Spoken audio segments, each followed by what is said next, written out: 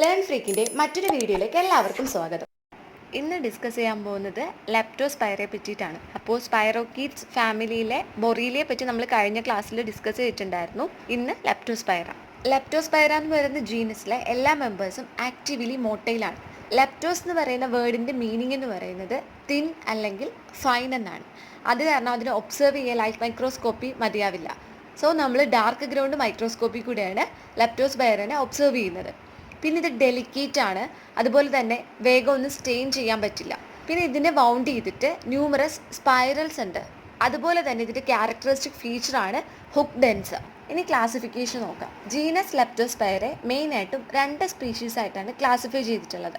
ഒന്നാമത്തത് ലെപ്റ്റോസ്പൈറ ഇൻറ്ററോഗൻസ്, രണ്ടാമത്തത് ലെപ്റ്റോസ്പൈറ ബൈഫ്ലെക്സ. അപ്പോൾ ലെപ്റ്റോസ്പൈറ ഇൻട്രോഗൻസ് എന്താണെന്ന് നോക്കാം. ഇതെന്ന് പറയുന്നത് മാനിനും അതുപോലെ തന്നെ അനിമൽസിനും പാത്തോജനിക് ആണ്. പിന്നെ ലെപ്റ്റോസ്പൈറ ഇൻട്രോഗൻസ് എന്ന് പറയുന്ന ആ സ്പീഷീസിനെ 22 സിറോ ഗ്രൂപ്പ്സ് ആയിട്ട് ഡിവൈഡ് ചെയ്തിട്ടുണ്ട്. ഓരോ സിറോ ഗ്രൂപ്പ്സിനെയും ഒന്നോ അതിലധികമോ സിറോ വാറായിട്ടും ഡിവൈഡ് ചെയ്തിട്ടുണ്ട്. അപ്പോൾ മെയിനായിട്ടും 2 ക്ലാസിഫിക്കേഷനാണുള്ളത്, ലെപ്റ്റോസ്പൈറ ഇൻട്രോഗൻസും ലെപ്റ്റോസ്പൈറ ബൈഫ്ലെക്സയും. അതിൽ ഇൻട്രോഗൻസ് ആണ് പെത്തോജൻസ്, അതായത് അനിമലിനും അതുപോലെ തന്നെ ഹ്യൂമനും പെത്തോജൻ ആണ്. സ്പീഷീസ് ഇൻട്രോഗൻസ് അതിൽ 22 സിറോ ഗ്രൂപ്പ്സ് ആയിട്ട് ഡിവൈഡ് ചെയ്തിട്ടുണ്ട്. അതിൽ ഓരോ സിറോ ഗ്രൂപ്പ്സിനെയും ഒന്നോ അതിലധികമോ സിറോ വാറായിട്ടും ഡിവൈഡ് ചെയ്തിട്ടുണ്ട്. രണ്ടാമത്തതാണ് ലെപ്റ്റോസ്പൈറ ബൈഫ്ലെക്സ. ഇതെന്ന് പറയുന്നത് സാപ്രോഫൈറ്റിക് ആണ്, അതുകൊണ്ട് തന്നെ വാട്ടറിൻ്റെ സർഫസിലൊക്കെ ആയിരിക്കും ഇത് കാണുന്നത്. ക്ലാസിഫിക്കേഷൻ പറഞ്ഞപ്പോൾ പറഞ്ഞായിരുന്നു ലെപ്റ്റോസ്പൈറ ഇൻട്രോഗൻസ് ആണ് ഹ്യൂമനും അതുപോലെ തന്നെ അനിമൽസിനും പെത്തോജനിക് ആയിട്ടുള്ളത്. അപ്പോൾ നമുക്ക് ലെപ്റ്റോസ്പൈറ ഇൻട്രോഗൻസിനെ പറ്റിയിട്ട് ഡീറ്റെയിൽ ആയിട്ട് നോക്കാം. അപ്പോൾ മോർഫോളജി എന്താണെന്ന് നോക്കാം. ഈ പിക്ചർ കാണുമ്പോൾ തന്നെ നിങ്ങൾക്ക് ഏകദേശം ഒരു ഐഡിയ ഉണ്ടാവും എന്താണ് മോർഫോളജി എന്ന്. കാരണം ഇൻട്രൊഡക്ഷനിൽ പറഞ്ഞായിരുന്നു ലെപ്റ്റോസ്പൈറേനെ വൗണ്ട് ചെയ്തിട്ട് കുറേ സ്പൈറൽസ് ഉണ്ട്, അതുപോലെ തന്നെ ഇതിൻ്റെ എൻസ് എന്ന് പറയുന്ന ഹുക്ഡും ആയിരിക്കും. പിന്നെ ഇത് ആക്റ്റീവ്ലി മോട്ടൈലാണ്. ലെപ്റ്റോസ് എന്ന് പറയുന്ന ആ വേർഡിൻ്റെ മീനിങ് തന്നെ തിൻ അല്ലെങ്കിൽ ഫൈൻ എന്നാണ്. അതുകൊണ്ട് തന്നെ നമുക്കിതിനെന്താ ഒബ്സർവ് ചെയ്യുന്നത് ഡാർക്ക് ഗ്രൗണ്ട് മൈക്രോസ്കോപ്പിയിൽ ഒബ്സർവ് ചെയ്യാൻ പറ്റുള്ളൂ, ലൈറ്റ് മൈക്രോസ്കോപ്പിയിൽ ഒബ്സർവ് ചെയ്യാൻ പറ്റില്ല. അതുപോലെ തന്നെ അനിലിൻ ഡൈസ് വെച്ച് പുവറായിട്ട് സ്റ്റെയിൻ ചെയ്യാൻ പറ്റുള്ളൂ. സോ അതിനെ സ്റ്റെയിൻ ചെയ്യാനായിട്ട് ഫ്ലൂറസെന്റ് ആൻറ്റിബോഡി ടെക്നിക്കോ അല്ലെങ്കിൽ സിൽവർ ഇംപ്രെഗ്നേഷൻ മെത്തേഡ്സ് ഒക്കെ ആയിരിക്കും യൂസ് ചെയ്യുന്നത്. ഇനി എപ്പിഡമിയോളജി എന്താണെന്ന് നോക്കാം. റാറ്റ്സ് ആണ് കോമൺ ആയിട്ടും റിസർവോയർ എന്ന് അറിയപ്പെടുന്നത്. എന്നാലും ഡയറി കാറ്റിലും പിക്സും ഒക്കെ റിസർവോയറിൻ്റെ കാറ്റഗറിയിൽ വരുന്നുണ്ട്.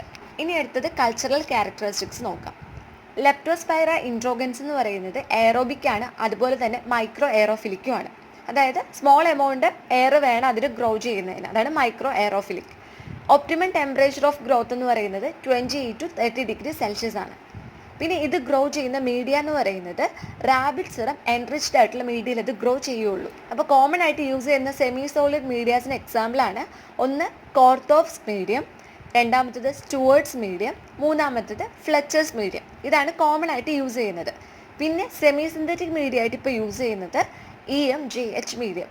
E means Ellinghausen, M McCullough, J Johnson, H Harris. അതാണ് EMJH മീഡിയം എന്ന് പറയുന്നത്. അപ്പോൾ എയറോബിക് ആണ്, അതുപോലെ തന്നെ മൈക്രോ എയറോഫിലിക്കും ആണ്. ഒപ്റ്റിമം ടെമ്പറേച്ചർ എന്ന് പറയുന്നത് 28 to 32 ഡിഗ്രി സെൽഷ്യസ്. ഇത് ഗ്രോ ചെയ്യുന്ന മീഡിയ എന്ന് പറയുന്നത് റാബിറ്റ് സിറം എൻറിച്ച്ഡ് ആയിട്ടുള്ള മീഡിയയിലാണ് ഗ്രോ ചെയ്യുന്നത്. അങ്ങനെയുള്ള മീഡിയ, അതായത് സെമി സോളിഡ് മീഡിയാസിൻ്റെ എക്സാമ്പിളാണ് കോർത്തോപ്സ് അല്ലെങ്കിൽ സ്റ്റുവേർട്ട്സ്, അതുമല്ലാന്നുണ്ടെങ്കിൽ ഫ്ലെച്ചേഴ്സ് മീഡിയ ആണ് യൂസ് ചെയ്യുന്നത്. ഇതുകൂടാതെ സെമി സിന്തറ്റിക് മീഡിയ ആയിട്ട് ഇപ്പോൾ യൂസ് ചെയ്യുന്നത് EMJH മീഡിയ ആണ്. അതിൻ്റെ ഫുൾ ഫോം എന്ന് പറയുന്നത് ഇ എന്ന് പറഞ്ഞ Ellinghausen, M McCullough, J Johnson, H Harris. ഇവർ 4 പേരും ചേർന്നിട്ടാണ് ഈ മീഡിയത്തെ ഇൻട്രൊഡ്യൂസ് ചെയ്തത്. അതുകൊണ്ടാണ് EMJH മീഡിയ എന്ന് പറയുന്നത്. സെമി സോളിഡ് മീഡിയയിലാണെന്നുണ്ടെങ്കിൽ ഗ്രോത്ത് സർഫസിന് ഒരു ഫ്യൂ മില്ലിമീറ്റേഴ്സ് ബിലോ ആയിട്ടായിരിക്കും ഫോം ചെയ്യുന്നത്. അതുപോലെ തന്നെ ഇൻക്യുബേഷൻ കഴിഞ്ഞ് കോളനി അപ്പിയർ ചെയ്യാനായിട്ട് ഏകദേശം ഒരു 6 to 14 ഡേയ്സ് എടുക്കും. അതുപോലെ തന്നെ മറ്റൊരു ഡിഫറൻസ് ആണ് ജനറേഷൻ ടൈമിൽ. അതായത് ലബോറട്ടറി മീഡിയയിലാണെന്നുണ്ടെങ്കിൽ ലെപ്റ്റോസ്പൈറയുടെ ജനറേഷൻ ടൈം എന്ന് പറയുന്നത് 12 to 16 അവേഴ്സും, ഇനോക്കുലേറ്റഡ് അനിമൽസ് അതായത് ലാബ് അനിമൽസിൽ ഇനോക്കുലേറ്റ് ചെയ്തതാണെന്നുണ്ടെങ്കിൽ അതിലുള്ള ജനറേഷൻ ടൈം 4 to 8 അവേഴ്സുമാണ്. അപ്പോൾ അത് ഇമ്പോർട്ടൻ്റ് ആണ്. അതായത് ഗ്രോത്ത് ഡിറ്റക്റ്റ് ചെയ്യുന്നത് 6 to 14 ഡേയ്സ്, അതായത് ഇൻക്യുബേഷൻ കഴിഞ്ഞ് 6 to 14 ഡേയ്സ് കഴിഞ്ഞിട്ടും, അതുപോലെ തന്നെ ജനറേഷൻ ടൈം എന്ന് പറയുന്നത് ലബോറട്ടറി മീഡിയയിലാണെന്നുണ്ടെങ്കിൽ 12 to 16 അവേഴ്സും ഇനോക്കുലേറ്റഡ് അനിമൽസിലാണെന്നുണ്ടെങ്കിൽ 4 to 8 അവേഴ്സുമാണ്. ഇതുകൂടാതെ നമുക്ക് ചിക്ക് എംബ്രിയോയുടെ കോറിയോ അലൻജോയിക് മെംബ്രെയിനിൽ ഇനോക്കുലേറ്റ് ചെയ്യാം. അതുപോലെ തന്നെ ലാബ് അനിമൽ ആയിട്ടുള്ള ഗിനി പിക്കിലും ഇനോക്കുലേറ്റ് ചെയ്യാവുന്നതാണ്. അപ്പോൾ ഇത്രയാണ് കൾച്ചറൽ ക്യാരക്ടറിസ്റ്റിക്സ് എന്ന് പറയുന്നത്.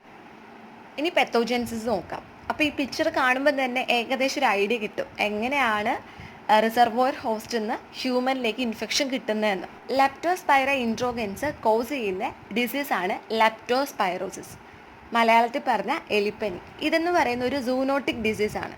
സൂനോട്ടിക് ഡിസീസ് എന്ന് പറയുമ്പോൾ അനിമലിൽ നിന്ന് ഹ്യൂമനിലേക്ക് കിട്ടുന്ന ഡിസീസ്. ഇതിൻ്റെ വേറെ നെയിമുണ്ട്, അതായത് ലെപ്റ്റോസ്പൈറോസിസ് എന്നല്ലാതെ വേറെ നെയിംസ് ആണ്. ഒന്ന് കാനിക്കോള ഫീവർ, അല്ലെങ്കിൽ മഡ് ഫീവർ, അല്ലെങ്കിൽ സ്വാം ഫീവർ, അതുമല്ല എന്നുണ്ടെങ്കിൽ കാവേഴ്സ് ഫ്ലൂ. അങ്ങനെ ഇത്തരം പേരിലാണ് ലെപ്റ്റോസ്പൈറോസിസ് അറിയപ്പെടുന്നത്. Canicola fever, mud fever, swamp fever, cavers flu. പിന്നെ ലെപ്റ്റോസ്പൈറ മെയിനായിട്ട് കാണുന്നത് വാട്ടർ ബോഡീസ് അല്ലെങ്കിൽ വാട്ടർ സർഫേസിലൊക്കെ ആയിരിക്കും കാണുന്നത്. ഇത് ഹ്യൂമൻ്റെ ബോഡിയിലോട്ട് എൻ്റർ ചെയ്യുന്നത് എന്തെങ്കിലും കട്ടോ അല്ലെങ്കിൽ എബ്രേഷൻസോ, അതായത് മുറിവ്, ചെറിയ മുറിവ് എന്തെങ്കിലും ഉണ്ടെന്നുണ്ടെങ്കിൽ അതുവഴിയായിരിക്കും ഹ്യൂമൻ്റെ ബോഡിയിലേക്ക് ലെപ്റ്റോസ്പൈറ എൻ്റർ ചെയ്യുന്നത്. അതുകൂടാതെ മൗത്തിലൂടെ എൻ്റർ ചെയ്യാം, നോസിലൂടെ എൻ്റർ ചെയ്യാം, കൺജക്റ്റീവിലൊക്കെ കൂടെ എൻ്റർ ചെയ്യാം. റെയർ ആയിട്ട് മാത്രമേ ഇഞ്ചക്ഷൻ വഴി എൻ്റർ ചെയ്യാറുള്ളൂ. അപ്പോൾ ലെപ്റ്റോസ്പൈറ ഇൻട്രോഗൻസ് കോസ് ചെയ്യുന്ന ഒരു സൂനോട്ടിക് ഡിസീസാണ് ലെപ്റ്റോസ്പൈറോസിസ് അല്ലെങ്കിൽ എലിപ്പനി. ഇതിൻ്റെ വേറെ നെയിംസ് ആണ് canicola fever, mud fever, swamp fever, cavers flu. ഇത് മെയിനായിട്ടും കാണുന്നത്, അതായത് ലെപ്റ്റോസ്പൈറ മെയിനായിട്ടും പ്രസൻ്റ് ആയിട്ടുള്ളത് വാട്ടർ ബോഡീസിലാണ് കാണുന്നത്. ആ വാട്ടർ ബോഡീസിൽ നിന്ന് ഹ്യൂമൻ്റെ ബോഡിയിലേക്ക് എൻ്റർ ചെയ്യുന്നത് എന്തെങ്കിലും ചെറിയ മുറിവോ അതുവഴിയായിരിക്കും. ഇൻക്യുബേഷൻ പീരീഡ് എന്ന് പറയുന്നത് 6 to 8 ഡേയ്സ് ആണ്. ഈ ഒരു ടൈം കഴിയുമ്പോഴത്തേക്കും സിംറ്റംസ് സ്റ്റാർട്ട് ചെയ്യാൻ തുടങ്ങും. ഫസ്റ്റ് ഫെബ്രൈൽ ഇൽനെസ് ആയിരിക്കും സ്റ്റാർട്ട് ചെയ്യുക. ആ സമയത്ത് നമ്മൾ ബ്ലഡ് ചെക്ക് ചെയ്യുകയാണെന്നുണ്ടെങ്കിൽ ലെപ്റ്റോസ്പൈറനെ ബ്ലഡിൽ ഡിറ്റക്ട് ചെയ്യാൻ പറ്റും. ആ ഒരു ഫേസിനെയാണ് സെപ്റ്റിസെമിക് ഫേസ് എന്ന് പറയുന്നത്. അതായത് ലെപ്റ്റോസ്പൈറെ ഫസ്റ്റ് വീക്കിൽ നമുക്ക് ബ്ലഡിൽ ഡിറ്റക്ട് ചെയ്യാൻ പറ്റും. ഏകദേശം ആ ഒരു septicaemic phase 3 to 7 days, 1 week last ചെയ്യും. അതിനുശേഷം ലെപ്റ്റോസ്പൈറ ബ്ലഡിൽ നിന്ന് ഡിസപ്പിയർ ചെയ്തിട്ട് പതിയെ ലിവറിലേക്കും കിഡ്നിയിലേക്കും സ്പ്ലീനിലേക്കും മെനിജസിലും ഒക്കെ സ്പ്രെഡ് ആവുന്നു. ആ സമയത്ത് മെനിജിയൽ ഇറിറ്റേഷനൊക്കെ ഉണ്ടാവും, അതായത് ഹെഡ് ഏക്ക്, വോമിറ്റിംഗ്, അങ്ങനത്തെ സിംറ്റംസ്. പിന്നെ ഇത് ഇൻറ്റേർണൽ ഓർഗൻസിൽ തന്നെ പേഴ്സിസ്റ്റ് ചെയ്യും. കൂടുതലായിട്ടും കാണുന്നത് കിഡ്നിയിലാണ്. അതുകൊണ്ട് തന്നെ നമുക്ക് ഡിസീസിൻ്റെ ലേറ്റസ്റ്റ് സ്റ്റേജസിൽ നമുക്ക് യൂറിൻ ചെക്ക് ചെയ്ത് കഴിയുമ്പോഴത്തേക്കും ലെപ്റ്റോസ്പൈറിനെ യൂറിനിൽ ഡിറ്റക്ട് ചെയ്യാൻ പറ്റും. പിന്നെ ലെപ്റ്റോസ്പൈറോസിസ് എന്ന് പറയുന്ന ഒരു കണ്ടീഷൻ സിവിയർ ആവുകയാണ്. ആ സമയത്ത് ആ കണ്ടീഷൻ്റെ പേരാണ് വെയിൽസ് ഡിസീസ്. അതിൻ്റെ സിംറ്റംസ് എന്ന് പറയുന്നത് ഫീവർ ഉണ്ടാവാം, കൺജങ്ക്റ്റിവൈറ്റിസ്, ആൽബുമിനൂറിയ, ജോണ്ടിസ്, അതുപോലെ തന്നെ ഹെമറേജസ്, ഇതിലോട്ടൊക്കെ ഇത് ലീഡ് ചെയ്തേക്കാം. അതുപോലെ തന്നെ വെയിൽസ് ഡിസീസ് ഒരു ഫേറ്റൽ ഡിസീസാണ്. ഹെപ്പറ്റോറീനൽ ഡാമേജും ഉണ്ടാകുന്നുണ്ട്. ലെപ്റ്റോസ്പൈറ ഇൻട്രോഗൻസിൻ്റെ 3 ഇമ്പോർട്ടൻ്റ് ആയിട്ടുള്ള സെറോ ഗ്രൂപ്പ്സ് ആണ്.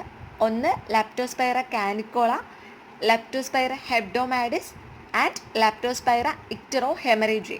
ഇതാണ് കൂടുതലായിട്ടും ഹ്യൂമൻ കേസസ്, അതായത് ഹ്യൂമനിൽ ലെപ്റ്റോസ്പൈറോസിസ് കോസ് ചെയ്യുന്നത്. അപ്പോൾ വെയിൽസ് ഡിസീസ് എന്ന് പറയുന്നത് ലെപ്റ്റോസ്പൈറയുടെ കുറച്ചുകൂടെ സിവിയർ ഫോം അല്ലെങ്കിൽ അഡ്വാൻസ്ഡ് ആയിട്ടുള്ള ഫോമാണ് വെയിൽസ് ഡിസീസ്.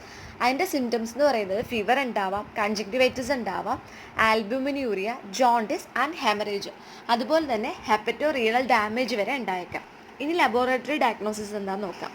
ലാബ് ഡയഗ്നോസിസ് മെയിനായിട്ട് ഡിപ്പെൻഡ് ചെയ്തിരിക്കുന്നത് ലെപ്റ്റോസ്പൈറെ മൈക്രോസ്കോപ്പിക്കലി ഡിമോൺസ്ട്രേറ്റ് ചെയ്യുന്നതാണ്. അതായത് ഡാർക്ക് ഗ്രൗണ്ട് മൈക്രോസ്കോപ്പി വെച്ചിട്ടോ, അതുമല്ലാന്നുണ്ടെങ്കിൽ ഇലക്ട്രോൺ മൈക്രോസ്കോപ്പി വെച്ചിട്ടോ, ഫേസ് കോൺട്രാസ്റ്റ് മൈക്രോസ്കോപ്പി വെച്ചിട്ടോ. അപ്പോൾ സ്പെസിമെനായിട്ട് നമുക്ക് യൂസ് ചെയ്യാൻ പറ്റുന്നത് ബ്ലഡ്, യൂറിൻ, CSF. അപ്പോൾ ഫസ്റ്റ് മെത്തേഡ് എന്ന് പറയുന്നത് ലെപ്റ്റോസ്പൈറേനെ ബ്ലഡിലോ യൂറിനിലോ ഡിമോൺസ്ട്രേറ്റ് ചെയ്യുക എന്നുള്ളതാണ്. അപ്പോൾ അതിന് നമുക്ക് ഡിപ്പെൻഡ് ചെയ്യാൻ പറ്റുന്ന മെത്തേഡാണ് മൈക്രോസ്കോപ്പി, അതായത് ഡാർക്ക് ഗ്രൗണ്ട് മൈക്രോസ്കോപ്പി. ആദ്യം നമ്മളിപ്പോൾ പത്തോജെൻസിസിൽ ഡിസ്കസ് ചെയ്തായിരുന്നു. ബ്ലഡ് എക്സാമിനേഷൻ ഫസ്റ്റ് വീക്കായിരിക്കും യൂസ്ഫുൾ ആയിട്ടുള്ളത്. കാരണം എന്താ, അത് കഴിഞ്ഞ് കഴിയുമ്പോൾ ഒരു 8 ഡേയ്ക്ക് ആകുമ്പോഴത്തേക്കും ബ്ലഡിൽ നിന്ന് ലെപ്റ്റോസ്പൈറ ഡിസപ്പിയർ ആവും. പിന്നെ നമുക്ക് സെക്കൻഡ് വീക്ക് ആകുമ്പോഴത്തേക്ക് യൂറിനിൽ മാത്രമേ ഇതിനെ ഡിമോൺസ്ട്രേറ്റ് ചെയ്യാൻ പറ്റുള്ളൂ. അതെങ്ങനെ ലേറ്റസ്റ്റ് സ്റ്റേജ് വരെയും യൂറിനിൽ പേഴ്സിസ്റ്റ് ചെയ്യുന്ന കാരണം നമുക്കതിനെ പിന്നെയും ഡിറ്റക്ട് ചെയ്യാൻ പറ്റും യൂറിനിൽ. പക്ഷേ ബ്ലഡിന് ഡിറ്റക്ട് ചെയ്യണമെന്നുണ്ടെങ്കിൽ ഫസ്റ്റ് വീക്കിന് പറ്റുള്ളൂ. യൂറിൻ്റെ സെഡിമെൻറ്റ്, അതായത് സെൻട്രിഫ്യൂജ് ചെയ്തിട്ട് അതിൻ്റെ സെഡിമെൻറ്റ് എടുത്തിട്ടായിരിക്കും നമ്മൾ ഡാർക്ക് ഗ്രൗണ്ട് മൈക്രോസ്കോപ്പിയിലൂടെ ഒബ്സർവ് ചെയ്യുന്നത്. അടുത്ത മെത്തേഡാണ് കൾച്ചർ.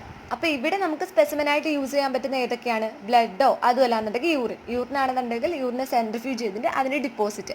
പക്ഷേ ഒരു ശ്രദ്ധിക്കേണ്ട ഒരു കാര്യം എന്ന് പറയുന്നത് ഫസ്റ്റ് വീക്ക് ഓഫ് ഇൻഫെക്ഷൻ ആണെങ്കിൽ മാത്രമേ നമുക്ക് ബ്ലഡ് ഡിപ്പെൻഡ് ചെയ്യാൻ പറ്റുള്ളൂ. അതല്ലാന്നുണ്ടെങ്കിൽ അപ് ടു 6 വീക്സ് വരെ നമുക്ക് യൂറിൻ, അതായത് second week to up to 6 week വരെ നമുക്ക് യൂറിനാണ് സ്പെസിമെൻ ഓഫ് ചോയ്സ് എന്ന് പറയുന്നത്. അപ്പോൾ ഇത് ഇനോക്കുലേറ്റ് ചെയ്യാൻ നമ്മൾ യൂസ് ചെയ്യേണ്ട മീഡിയാസ് എന്ന് പറയുന്നത് സെമി സിന്തറ്റിക് മീഡിയം യൂസ് ചെയ്യാം, അതുപോലെ തന്നെ സെമി സോളിഡ് മീഡിയം യൂസ് ചെയ്യാം. ഏതൊക്കെയാണ് സെമി സോളിഡ് മീഡിയ? കോർത്തോസ് മീഡിയ, അതല്ലാന്നുണ്ടെങ്കിൽ ഫ്ലെച്ചേഴ്സ് മീഡിയം യൂസ് ചെയ്യാം. ഇപ്പോൾ സെമി സിന്തറ്റിക് മീഡിയം യൂസ് ചെയ്യണമെന്നുണ്ടെങ്കിൽ EMJH മീഡിയം യൂസ് ചെയ്യാവുന്നതാണ്. എന്നിട്ട് നമ്മൾ ഇനോക്കുലേറ്റ് ചെയ്ത് കഴിഞ്ഞിട്ട് മീഡിയ 28 to 32 ഡിഗ്രി സെൽഷ്യസിൽ എയറോബിക്കലി ഇൻക്യുബേറ്റ് ചെയ്യും.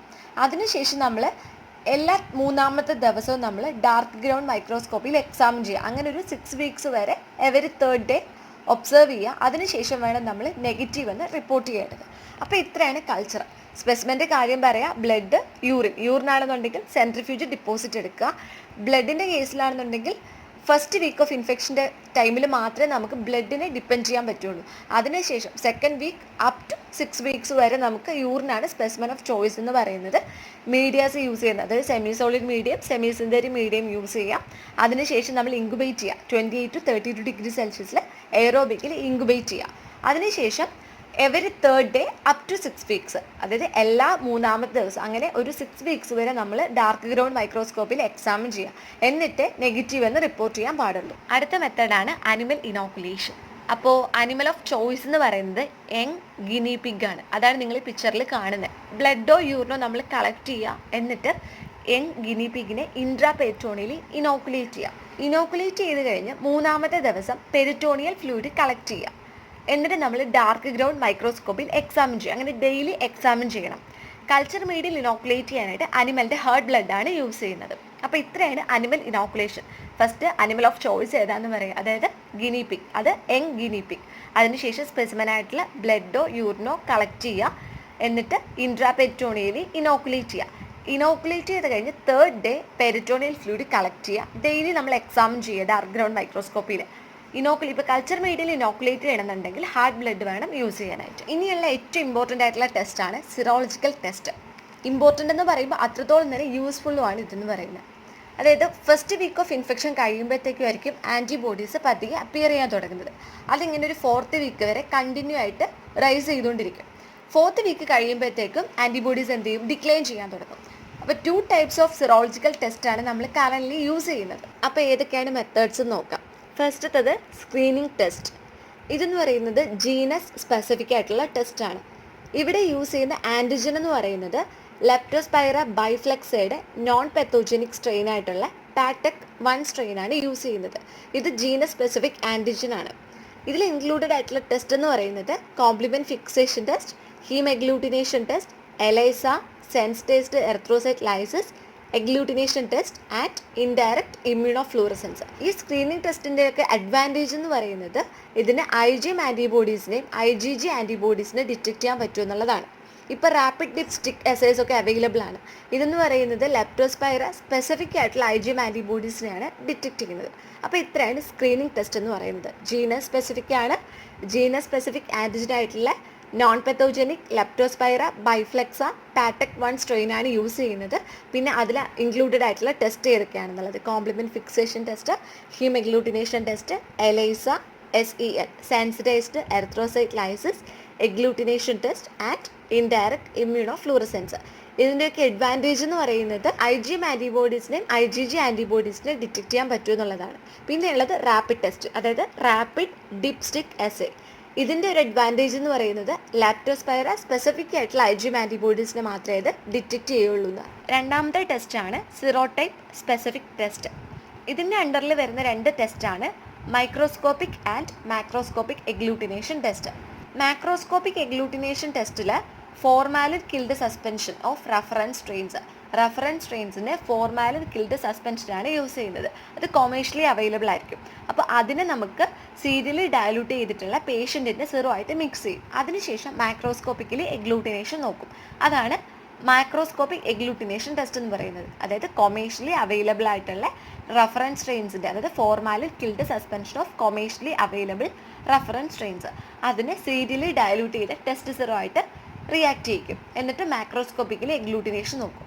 മൈക്രോസ്കോപ്പി എഗ്ലൂട്ടിനേഷൻ ടെസ്റ്റ് എന്ന് പറയുന്നത് ഇവിടെ കൾച്ചറിൽ ഗ്രോൺ ആയിട്ടുള്ള ലിവിങ് സസ്പെൻഷൻസ് ആയിരിക്കും യൂസ് ചെയ്യുന്നത്. അതാണ് അത് തമ്മിലുള്ള വ്യത്യാസം എന്ന് പറയുന്നത്. മാക്രോസ്കോപ്പിയിൽ നമ്മൾ ഫോർമാലിൻ കിൽഡ് സസ്പെൻഷനും മൈക്രോസ്കോപ്പിയിൽ ഫോർമലൈസ്ഡ് അല്ലെങ്കിൽ ലിവിങ് സസ്പെൻഷൻ ആയിരിക്കും യൂസ് ചെയ്യുന്നത്. അതിനുശേഷം നമ്മൾ മൈക്രോസ്കോപ്പി ഡാർക്ക് ഗ്രൗണ്ട് മൈക്രോസ്കോപ്പിയിൽ ഒബ്സർവ് ചെയ്യും. Next treatment. ഇപ്പോൾ ട്രീറ്റ്മെൻറ്റ് ഓഫ് ചോയ്സ് എന്ന് പറയുന്നത് penicillin, tetracycline, erythromycin. Finally prophylaxis. അപ്പോൾ പ്രൊഫൈലാക്സിസിലെ മെയിൻ ആയിട്ടുള്ള കാര്യം എന്ന് പറയുന്നത് പേഴ്സണൽ ഹൈജീൻ ആണ്. പിന്നെ റോഡൻ കൺട്രോൾ. ഇത് രണ്ടും കഴിഞ്ഞിട്ട് ബാക്കിയുള്ള മെത്തേഡ്സിനെ നമുക്ക് ഡിപ്പെൻഡ് ചെയ്യാൻ പറ്റുള്ളൂ. പിന്നെ ഉള്ളതെന്ന് പറയുമ്പോൾ നമുക്കിപ്പോൾ മുറിവ് എന്തെങ്കിലും കണ്ടാമിനേറ്റഡ് വാട്ടറുമായിട്ട് കോൺടാക്റ്റ് വരുവാണെങ്കിലോ അങ്ങനത്തെ കേസിലാണെന്നുണ്ടെങ്കിൽ ഇപ്പം നിങ്ങൾക്ക് ഫ്ലഡിൻ്റെ സമയത്തൊക്കെ കേട്ടിട്ടുണ്ടാവും ഡോക്സിസൈക്ലിൻ ടാബ്ലറ്റ് എടുക്കണം എന്നുള്ളത്. അപ്പോൾ അങ്ങനത്തെ കേസിലാണെന്നുണ്ടെങ്കിൽ നമുക്ക് ഡോക്സിസൈക്ലിൻ 100 mg ഡോക്സിസൈക്ലിൻ 2 ഡോസസ് ആയിട്ട് എക്സ്പോഷർ ഉണ്ടായി ഉടനെ തന്നെ എടുക്കാവുന്നതാണ്. അങ്ങനെ എന്തെങ്കിലും ഡൗട്ട് ഉണ്ടെന്നുണ്ടെങ്കിൽ ഡോക്സിസൈക്ലിനെ ഡിപ്പെൻഡ് ചെയ്യാവുന്നതാണ്. അതിൻ്റെ എന്തെങ്കിലും സൈഡ് എഫക്ട്സോ കാര്യങ്ങളോ വരുവാണെന്നുണ്ടെങ്കിൽ ഫിസിഷ്യനെ കൺസൾട്ട് ചെയ്യേണ്ടതുമാണ്.